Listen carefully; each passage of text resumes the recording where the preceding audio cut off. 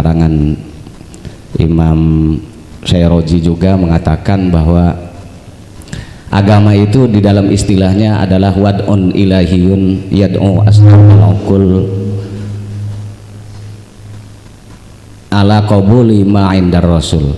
Agama itu sesuatu yang ditempatkan oleh Allah untuk menerimakan apa yang telah disampaikan oleh para rasul. Ini adalah takrif yang diberikan pengertian oleh para alim ulama tentang pengertian agama, Bu ya. Sehingga di kami sebenarnya sangat rancu sekali. Sebenarnya definisi agama, pengertiannya agama itu secara umum ini apa? Apakah itu hanya berupa dogma? Apakah itu hanya berupa arahan-arahan? Apakah itu berupa peringatan-peringatan? Lah ini yang memang menjadi sesuatu yang sangat sulit kami pahami.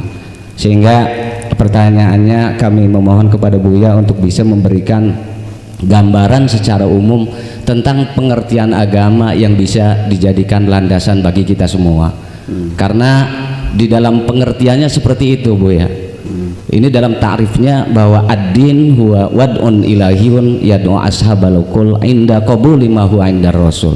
Jadi kalau itu bukan disampaikan oleh para rasul, maka itu bukan merupakan agama.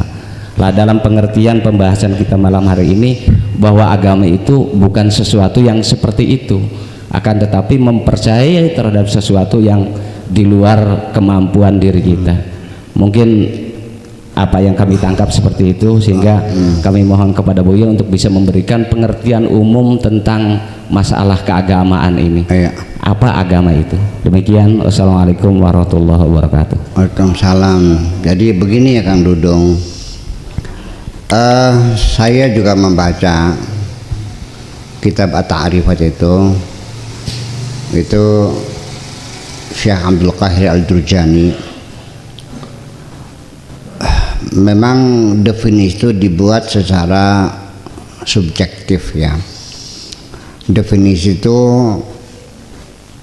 perlu diuji kembali. Banyak definisi-definisi dalam simbol-simbol agama yang perlu dikoreksi sesungguhnya. Jangan dulu mengatakan itu sudah pasti betul.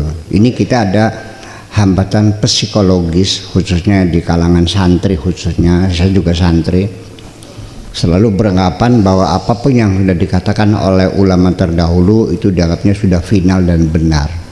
Ketika kita mengoreksi dianggapnya su'ul adab. Betul kan gitu?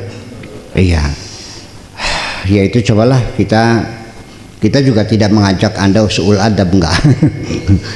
Kita nggak usah menyalahkan dan kita tidak usah menyalahkan, tapi kita ingin merevisi, menyempurnakan gitu, bukan menyalahkan.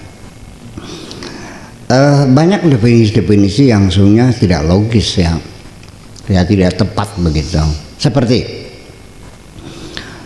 salat itu kan definisinya sepakat semua kitab kan, af'alun wa aqwalun muftatahatun bitakbir wa muhtatamatun bit taslim. Salat itu adalah perbuatan, perkataan, diawali dengan takbir dan diakhiri dengan salam. Nah sekarang kalau ada orang naik ke panggung, takbir, Allahu Akbar, saudara-saudara sekalian sambil tunjuk sana muter-muter gitu, akhirnya wabillahi taufiq wal hidayah, wassalamualaikum warahmatullahi wabarakatuh, terus turun, sholat bukan tuh? Ada perkataannya enggak? Ada perbuatannya enggak? Awalnya takbir enggak? Akhirnya salam enggak? Sholat bukan? Jadi semua tentang suhu, tentang qanaat, tentang sabar, tentang tawakal, tentang sholat, tentang zakat, tentang puasa. Puasa saja kita sampai sekarang ini kan nawaitu shauma qadin. Betul enggak? Padahal Allah mengatakannya apa? Ya ayyuhalladzina amanu kutiba alaikumus siyam. Kok nawaitu shauma? Kenapa enggak nawaitu siyama? Itu kan persoalan. Ini mendetail sekali.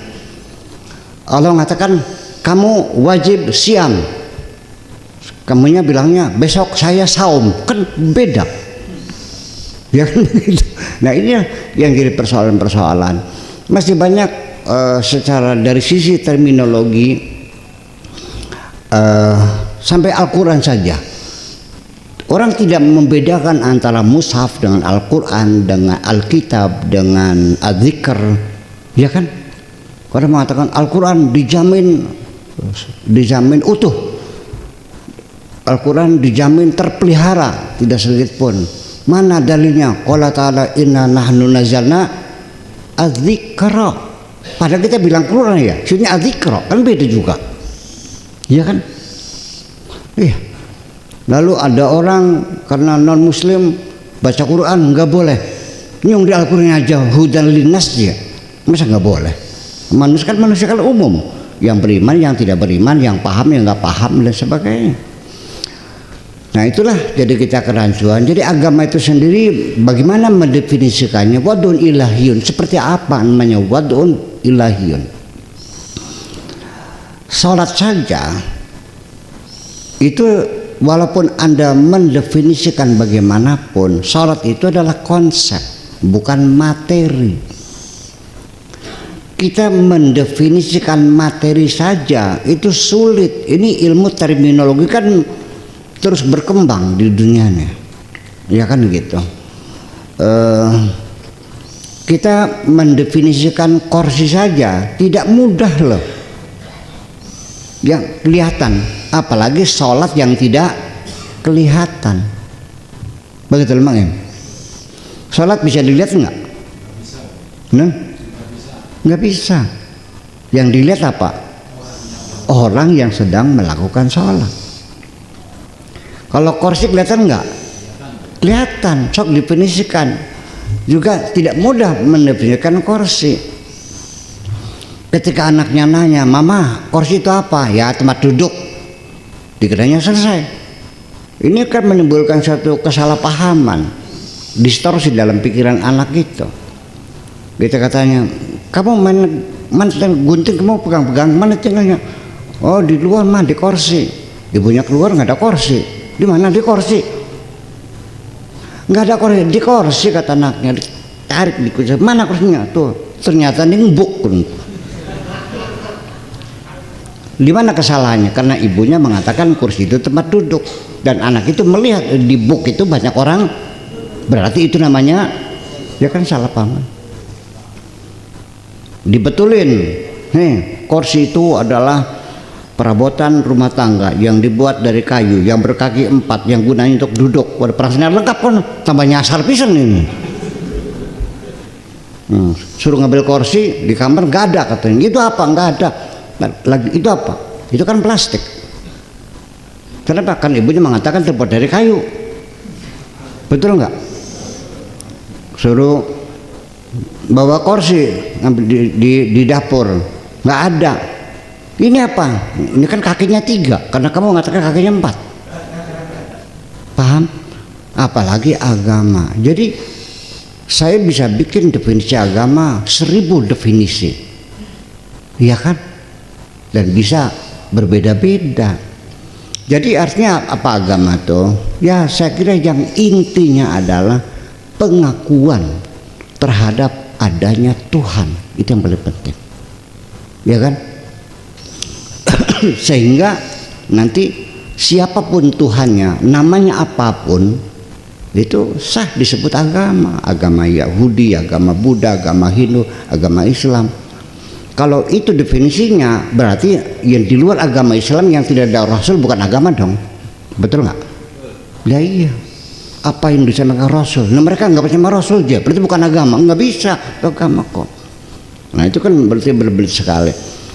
Nah kemudian dari keyakinan kepada Tuhan itu adalah kepercayaannya meyakini bahwa Tuhan yang diyakini itulah sang pencipta yang mengatur alam semesta ini, dan aturan-aturan Tuhanlah itu yang menuntut dia upaya mengikuti aturan-aturan Tuhan sesuai dengan hukum alam ini. Itu seperti itu aja kok, susah banget sih. Nah sekarang Saya tadi mengatakan jangan lagi pernah suami mukul istri, ya kan? Bu Neti, ketika engkau punya suami memukul, mau lapor polisi, langsung visum masuk penjara suaminya. Sekarang diawasi tindak kekerasan rumah tangga itu. Jangan coba-coba mukulin istri, nggak bisa. Nah, ketika logika, kembali kepada pertanyaan pertama, ikut logika apa ikut nas? Nah kan gitu. Nasnya kan wan khiftum nusuzahunna wadribuhunna wahjuruhunna fil madaji. Nah, Allahnya nyuruh disuruh dipukul, kalau istri bangkang terus, tampak aja, prak itu, tendang sekalian, penuh karo centong, ndase. Tapi kenapa Buya Sakor melarang? Ini berarti ngelawan nas. Nah, itu masalah. Begini, kita mencari sinkronisasi. Ketika logika kita menolak untuk menerima itu satu kebenaran, ya cobalah kita mencoba mencari alternatif lain, memberikan interpretasi terhadap firman Tuhan itu. Karena selama ini juga firman Tuhan itu ketika berbentuk kalam Allah dalam Al-Quran, ketika dituangkan dalam undang-undang dan fikih itu melalui proses interpretasi, betul enggak? Nah, kalau ternyata interpretasi itu tidak sesuai dengan logika kita, ya coba kita carikan interpretasi lain yang memungkinkan, sehingga kita tidak bertabrakan antara logika kita dengan nas-nas agama itu, betul enggak? Paham maksudnya? Oke. Jadi gimana untuk membatalkan, untuk menggeser tafsiran wadribuhunna jangan dipukul? Yuk kita bicarakan sekarang. Wadribuhunna diterjemahkannya pukullah mereka, istri-istrimu gebuk aja gitu. Saya katakan stop dulu. Kata-kata wadribuhunna tidak mesti digaplok, tidak mesti dipukul, tidak mesti ditendang, tidak. Karena kata ad-daraba sendiri dalam bahasa Arab tidak selalu menunjukkan makna pukul, betul? Ya kenapa tidak kita geser tafsirannya, bukan memukul secara fisik? Ayo, betul nggak? Nah, nanti penafsiran mana yang lebih logis itu yang kita pegang dong. Sebab satu ayat juga kan ulama menafsirkan bermacam-macam. Logikanya begini. Ketika qala ta'ala kada wa kada wa kada, kemudian ulama menafsirkan berbeda-beda, ada yang menyimpulkan haram, ada yang makruh, ada yang sunnah. Ini berarti semuanya itu adalah hasil interpretasi masing-masing. Kalau hasil interpretasi dengan hasil yang berbeda-beda, itu berarti mereka sama-sama tidak paham. Tidak paham apa yang dimaksudkan oleh Allah yang sesungguhnya. Ini namanya kira-kira, ini juga kira-kira, ini juga kira-kira. Itulah makanya al-fiqhu dzununun. Wis paham? Ya, lalu gimana wadribuhunna? Lah, kata daraba itu bukan artinya mukul. Yuk kita hitung dah, mungkin masih ada waktu. Darabal qaumul khiyama. Kaum itu atau orang itu mendorob tenda. Artinya apa mendorob tenda itu? Memasang tenda. Hadzal kitab yatakawwanu min thalathati adrubin. Buku ini terdiri dari 3 dorob. 3 apa namanya? 3 bab. C. Ad-darbul awal, ad-darbu tsani, wa ad-darbu tsalis. Bukan pukulan pertama, pukulan kedua, itu bab pertama, bab kedua, dan bab ketiga. Paham enggak? Buruh pengen naik gaji, ditolak oleh majikannya, akhirnya mereka mogok. Bahasa Arabnya adrabal ummalu salasata ayyam andal amal. Adraba memukul pekerjaannya 3 hari. Apa artinya? Mogok. Innallaha la yastahi an yadriba mathalan ma, memukul contoh, masa digebuk. Apa artinya? Memberikan. Ya kenapa Anda tidak mencari penafsiran yang lain? ujung-ujung langsung ngotot pukul sesungguhnya, paham nggak? Nah itu maksud saya, yuk kita cerdasi Al-Quran ini supaya jangan menjadi anak cucu kita melihat wah Islam ini udah nggak cocok, nggak rasional. Jangan salahkan saya kalau anak cucumu pada murtad nanti, itu aja. Ya, anak cucumu akan menjadi cerdas-cerdas dan mereka akan melihat ini Islam sudah tidak rasional, ditinggalkan pada murtad. Tanggung jawab ya, yang ngotot-ngotot bohong tanggung jawab, oke?